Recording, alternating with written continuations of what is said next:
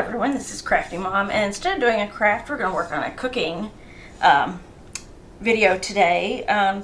This is homemade vanilla. I put this in Tito's vodka on October the 11th, and it has been sitting since. I have used it, I think I used some in cookies once this season, but not a whole lot. But I'll show you how I did it. I'm going to set this one aside. I have an empty little glass bottle.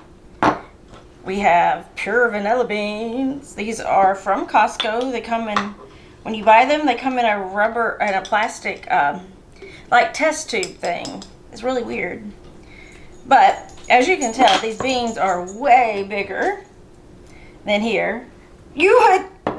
What you need, baby? I don't have anything for you up here right now.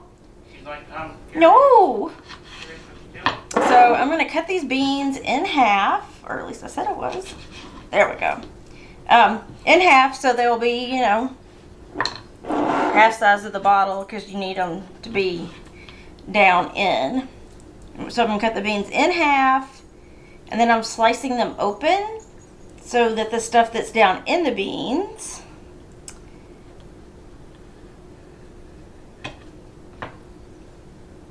will be able to get out, because you want all those little bitty beans and bits and pieces that I am getting all over my hands. Accident there.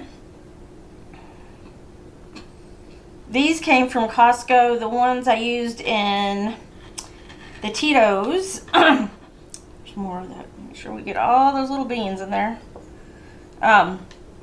Came from Amazon. I think I paid like $17 for 10 beans at Costco, and I'm thinking, which was much better price than the ones I got from, I think I paid less when they were, these are organic, and I think the grade on these is supposed to be better. I don't know. This is only my second time of doing this, so I'm just opening up those beans. So now I will probably shake it every day, a few times a day to begin with, to get sure we're getting everything, all those little beans are being able to get exposed and out and do their thing. And then we'll let it soak, or let it sit for about 2 months. I just put it in the back of my counter, kind of back off into the back corner of my cabinet, and then that way it can do its thing. I'll see it, shake it every couple days, but not really doing a whole lot. And you don't have to do a whole lot to it. Now this, I'm putting 5 beans in here. But with me cutting them in half and splitting them, it does look like there is a whole lot going in this bottle, but really it's not. Not when you think about the fact. I think this one, my big bottle here, I think has like 15 in it. So, kind of give you a reference. And I have read that after you use your beans to make your vanilla, that you can set them out on your counter and let the alcohol evaporate off of them, and then put them in your dehydrator and make vanilla powder. But I have never done that, so I don't know that I'd suggest it. But okay, here's the last bean going in here, and yeah, very vanilla. Now this one, I'm gonna put Captain Morgan's Spice Rum in it. Make sure I got a jar full of it. Hopefully I'll be okay. And we're just gonna slowly pour.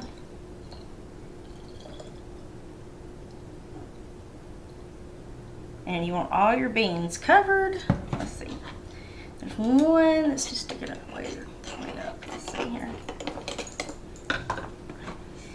And you want a little room so when you shake it up that you have that room. So this is what it looks like to begin with.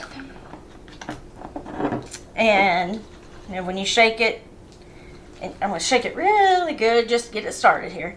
Now, let's let these bubbles go. Okay, I don't know if the camera can pick up or not that there are little particles. Those are those vanilla beans. Cut the little pieces out of the vanilla beans coming out. And so this is what it looks like. So there you go. And so now you'll just want to sit this somewhere for, like I said, a couple months. Let it sit and soak, and you will have homemade vanilla. Y'all have a good afternoon. Goodbye.